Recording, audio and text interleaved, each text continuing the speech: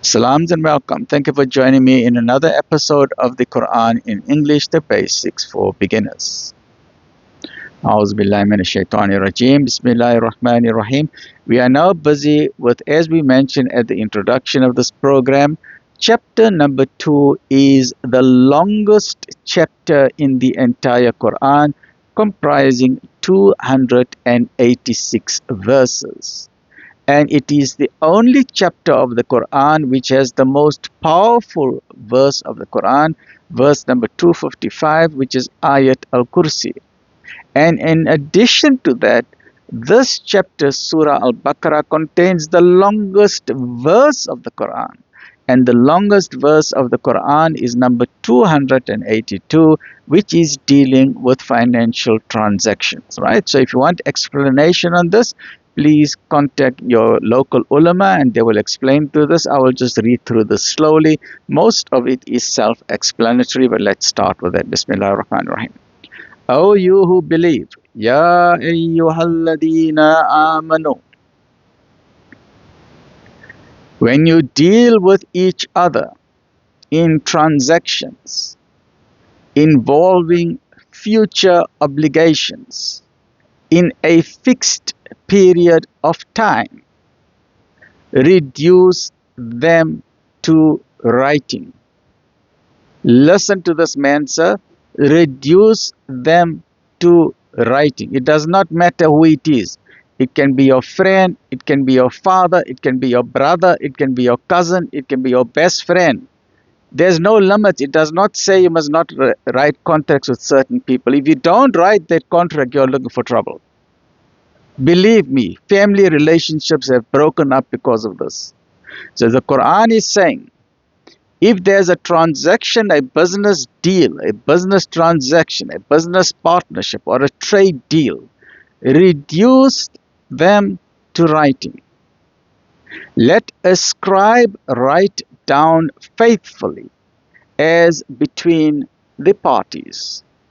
Let not the scribe refuse to write, as Allah has taught him, so let him write. Let him who incurs the liability dictate, but let him fear his Lord, Allah, and not diminish anything of what he owes. If the party liable is mentally deficient or weak or unable himself to dictate, let his guardian dictate faithfully, and get 2 witnesses out of your own men, and if there are not 2 men, then a man and 2 women, such as you choose for witnesses, so that if one of them errs, the other can remind her. The witnesses should not refuse when they are called on for evidence. Disdain not to reduce to writing your contract for a future period, whether it be small or big.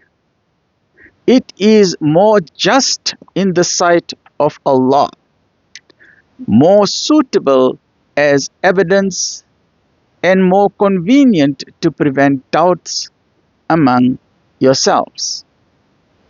But if it be a transaction which you carry out on the spot among yourselves, there is no blame on you if you reduce it not to writing.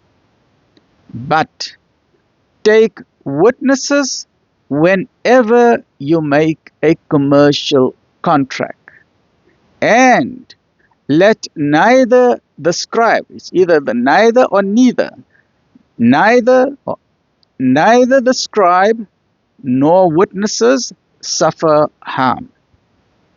If you do such harm, it would be wickedness in you.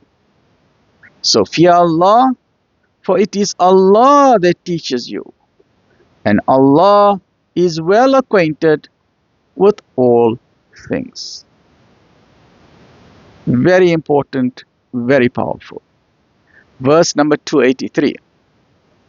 If you are on a journey and cannot find a scribe, a pledge with possession may serve the purpose. And if one of you deposits a thing on trust with another, let the trustee faithfully discharge his trust and let him fear his Lord. Conceal not evidence, for whoever conceals, his heart is tainted with sin. And Allah knows all that you do. Join me in the next episode as we continue with the Quran in English for basics for beginners. Stay well, look after yourself. Alhamdulillah.